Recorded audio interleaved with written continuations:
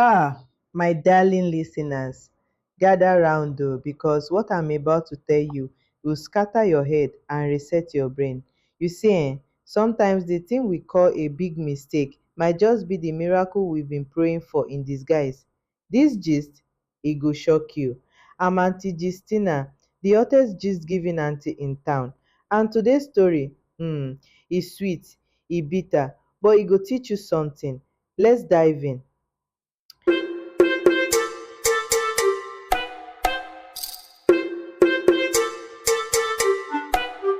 Clara was the type of young woman whose name carried a silent weight of expectation. She was the pride of her neighborhood, the top of her class, and the daughter whose future seemed guaranteed to shine brighter than the stars. Teachers spoke of her with reverence, classmates admired her, and even elders in the community used her as an example for their own daughters. She dreamed of becoming a lawyer, not just any lawyer, but one who would stand before courts, fight injustice, and perhaps one day rewrite laws that had failed women like her mother. Her days were filled with books and nights with aspirations. She had been careful, always careful, that is, until Akin. Akin was charming in the way that made young women ignore red flags. He was smooth talking, always quick with a compliment, and carried himself with a confidence that cloaked his irresponsibility. They met at a mutual friend's birthday party. At first, she kept him at arm's length, but he persisted, calling, texting, showing up with thoughtful gestures. Slowly, walls came down. She let herself believe that he saw her, not just her beauty, but her ambition, her heart, her soul. It took just one reckless moment, one impulsive night born from loneliness and youthful yearning, and everything changed. A few weeks later, Clara's world came crashing down with the appearance of two pink lines on a test strip. She sat on the bathroom floor for hours, the air thick with disbelief. Everything she had planned, every goal she had mapped felt like it had slipped between her fingers. Telling her parents was like walking into a storm she knew she wouldn't survive. Her mother wept before she said a word. Her father stared at her like she was a stranger. The room became a courtroom, and Clara stood as the accused, sentenced before she could even explain. You've thrown your future away, her father said, voice hard like iron. You are no longer the daughter I raised. Her pleas for understanding fell on ears that refused to listen.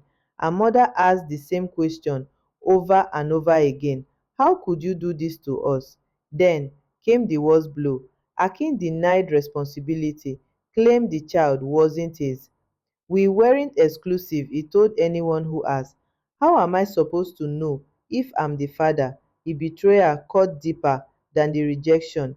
Her parents, too ashamed to face their church friends and neighbors, gave her an ultimatum: leave or abort the. But Clara had already made her choice. She couldn't get rid of what was already growing inside her. She wouldn't. With nothing but a duffel bag, a few clothes, and her university notebooks, she left the only home she had ever known. The apartment she found was a far cry from anything she'd imagined herself living in. The walls were stained with years of neglect, the toilet barely flushed, the window didn't open, and the scent of mold was ever present. But it was a roof over her head, and for now that was enough. Each morning she woke up nauseous, hungry, and exhausted. She found a job cleaning a small tailoring shop in the mornings and washing dishes at a local eatery in the evenings. Her body ached constantly, her shoes wore thin, but she never stopped moving. She made a tiny corner in the apartment for her baby, scraps of fabric, a second-hand crib, and an old blanket. She had no savings, no maternity leave, no partner to share the load, just herself. At night, she would talk to her unborn child. You are not a mistake, she whispered. You are mine, and I'll fight for you. The war was daily. Hunger gnawed at her stomach, fatigue blurred her vision. Neighbors gossiped, people she once called friends avoided her. But she found strength in that quiet internal promise to give her child a life she herself had been denied. One morning, as rain battered the tin roof of her apartment and her body screamed from another sleepless night. She felt the contractions start. It wasn't time yet, or so she thought. She hadn't even packed a bag. Alone and trembling, she called a tricycle to the nearest clinic she could afford. They barely had enough equipment. The nurse looked worried but said nothing. Hours passed in pain and panic. There was no epidural, just Clara, a clenched fist, and the sound of thunder echoing in the distance. Then came the cry. It cut through the pain, through the fear, through the exhaustion. A soft, powerful wail that filled the room and filled her heart. Clara held her daughter for the first time and wept like she never had before. She named her Omolara, a child born at the right time. No longer just a struggling young woman, Clara became a mother. And in that moment, every rejection, every betrayal, every sleepless night felt worth it. The days that followed were harder than she expected. Diapers were a luxury, so was baby formula. She learned to make do, clothed diapers, homemade baby wipes, and washed everything. Her body hadn't healed, but she returned to work 2 weeks after delivery. There was no time for weakness. She carried Omolara on her back while cleaning offices. When the baby cried, she soothed her in bathroom stalls, whispering lullabies through tears. She barely ate, choosing instead to buy medicine or baby cereal. People stared, some pitied her, others judged her. Another single mother, they muttered. What a waste of potential. But what they couldn't see was the fire within her. Each day was a battle, but she showed up. She refused to crumble. At night, she studied business books borrowed from a street library, reading by torchlight while Omolara slept beside her. She didn't have much, but she had purpose, and that, she believed, was enough to begin. As Omolara grew from a fragile infant into a curious toddler, Clara found herself caught between survival and ambition. She knew deep down that the jobs she held were barely scratching the surface of her potential. So during her limited spare time, when Omolara was napping or tucked under second-hand blankets, Clara applied for better positions. She submitted countless job applications for receptionist roles, administrative assistant positions, customer service posts, and even teaching assistant jobs. Each cover letter was a carefully constructed plea, highlighting her skills and experience, gently explaining her career gap without mentioning the full weight of what she'd endured. But the rejections poured in like clockwork. Some were polite, we regret to inform you. Others were blunt, we are not hiring single mothers. Many gave no response at all. Her hope began to fray at the edges. With every no, she clung tighter to her daughter. Omolara, ever bright eyed and observant, began to speak early, stringing together words that stunned the neighbors. Clara would sometimes stare at her, wondering if her daughter knew how much she had saved her, how her tiny presence had prevented her mother from falling apart. She took on side hustles, sewing, braiding hair, even buying scraps of fabric from the market and making head wraps to sell to roadside vendors. Her shoes wore out, the soles gave in, but she kept walking. She reminded herself, this is not the end of my story. Omolara started school in a tiny, underfunded government primary school. The uniforms were faded, the chairs wobbled, and the teachers were overworked. But from the first week, it became clear Omolara was not an ordinary child. She absorbed knowledge like a sponge. Her reading skills leapt ahead of her peers. Her curiosity was endless. While other children played with toys, Omolara was fascinated by gadgets. She would dismantle broken radios and reassemble them, asking questions her teachers didn't know how to answer. One day, a local NGO donated an old desktop computer to the school. Most of the children ignored it. It was slow and barely functional. But Omolara, she was hypnotized. She spent hours after school watching tutorials, experimenting with code, and learning how programs worked. Clara didn't understand the full scope of what her daughter was doing, but she noticed the spark in her eyes. the way she stayed up late tinkering with donated parts, the way her notebooks were filled not with doodles but with codes and algorithms. Recognizing her daughter's gift, Clara Scheid made a decision. No matter how hard it got, Omolara's education would come first. She started saving aggressively, cutting back on her own meals, selling her jewelry, and taking weekend gigs cleaning event halls. Every kobo went into private lessons, data subscriptions, and educational materials. She didn't want her daughter to just survive, she wanted her to soar. One evening, Clara sat in the corner of their small living room, peeling oranges for Omolara when the phone buzzed. It was an unknown number. On the other end, a well-spoken woman introduced herself as a representative from a global scholarship foundation. Omolara had applied secretly through a competition a teacher encouraged her to enter. Out of thousands of applicants, she had been chosen. A full scholarship, tuition, housing, meals, mentorship, all covered. The silence that followed was heavy. Clara Scheid couldn't speak. She dropped the knife. The oranges rolled onto the floor. It felt like the sun had entered their room. Tears streamed down Clara Scheid's face, not of sadness, but of relief. Years of sacrifice had not been in vain. Every empty stomach, every humiliation, every door slammed in her face, they had all led to this moment. The news spread quickly. Neighbors who once whispered behind closed doors now spoke openly of her resilience. Teachers, mentors, even distant family members began to call. Some offered congratulations, others tried to re enter her life with disguised intentions, but Clara Scheid knew better now. She smiled, accepted their well wishes, but kept her circle tight.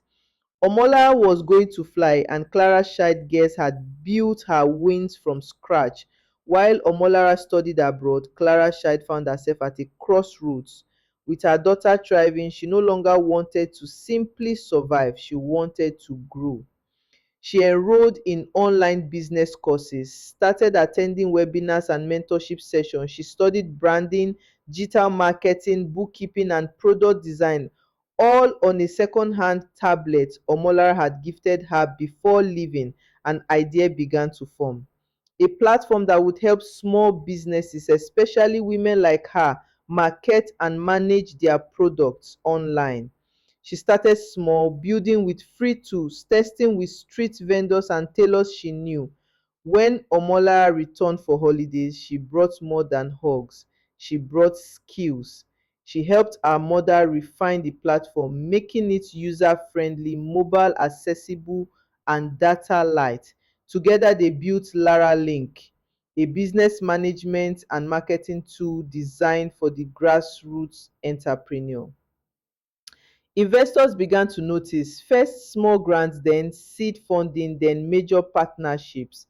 By the time Omola graduated, their app was being used by over 10,000 small businesses across the country. Clara had gone from a single mother with nothing to a respected tech entrepreneur, and the name that once echoed in shame now drew applause. It was at a tech expo in Abuja that their paths crossed. Clara was there as a panelist sharing her journey as a woman in business. She didn't know she was being watched from the front row by a man who had built one of the biggest logistics companies in Africa, Babatunde Akinyemi. He approached her after the event not with arrogance but with sincere curiosity. "Your story moved me," he said. "Your mind is sharp, but your spirit is something else." They had coffee, then dinner, then weeks of long, honest conversations about business, family, loss, and healing. Babatunde was widowed, with grown children who adored him. He wasn't interested in control or saving her, he admired her. For Clara, it was foreign, being pursued with gentleness, not pressure, being seen, not judged. Love bloomed, slow and steady. When Babatunde proposed with a simple ring and a heartfelt promise to protect her joy, Clara said yes, not out of desperation but from a place of strength. She had risen from the ashes and now she was walking into love, not broken, but whole. Even as Clara's world bloomed with success and happiness, shadows from the past crept in quietly like unwelcome guests. It began subtly. A message slipped through her social media, an indirect mention from a mutual acquaintance, then a phone call that made her heart stop. Akin, the father who had vanished, was seeking to reconnect. The news shocked her to her core. Memories crashed over her, those lonely nights when her phone stayed silent, the bitter sting of rejection from their families, the whispered rumors that followed her wherever she went. The father who had denied his child was suddenly knocking on the door of their lives. She wrestled with an avalanche of emotions: anger, betrayal, confusion, and a reluctant curiosity. Could she ever forgive the man who had abandoned her in the hardest time of her life? Was there space in her heart to allow her daughter to know the father she never met? Her parents too reached out, their voices trembling with regret and shame. They wanted to make amends, to be part of Omalara's life again. But Clara had changed. The shy, scared girl they once dismissed had transformed into a woman who refused to be defined by others' judgments. She spent many sleepless nights reflecting on whether to open the door to her past or firmly shut it forever.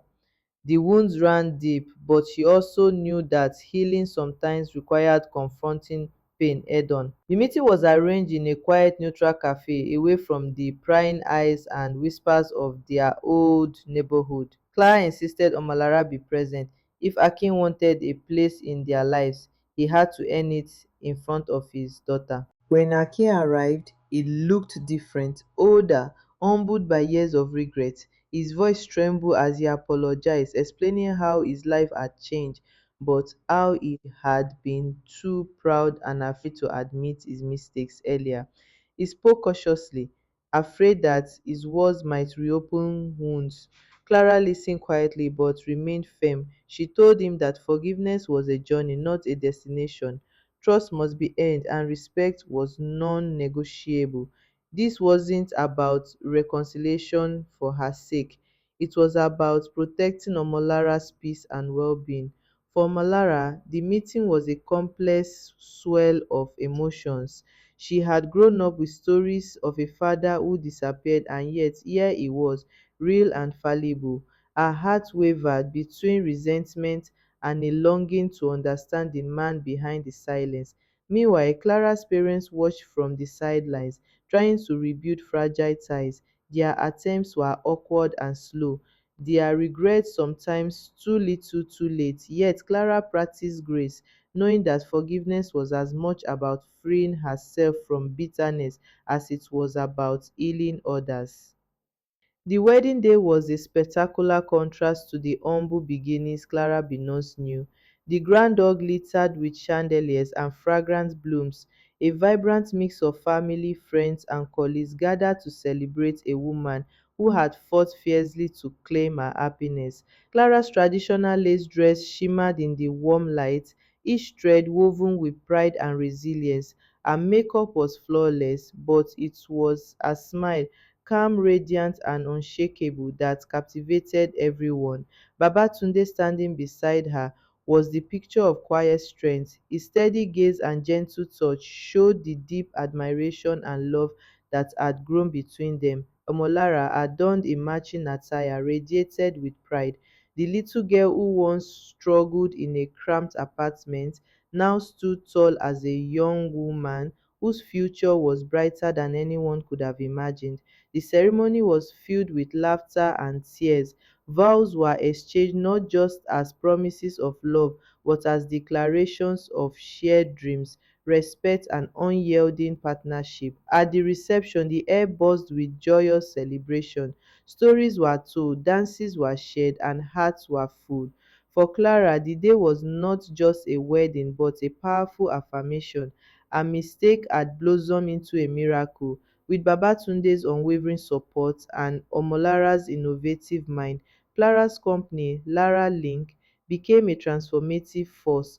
What started as a small business now empowered thousands of women entrepreneurs across Africa, helping them access markets, manage finances, and grow their dreams.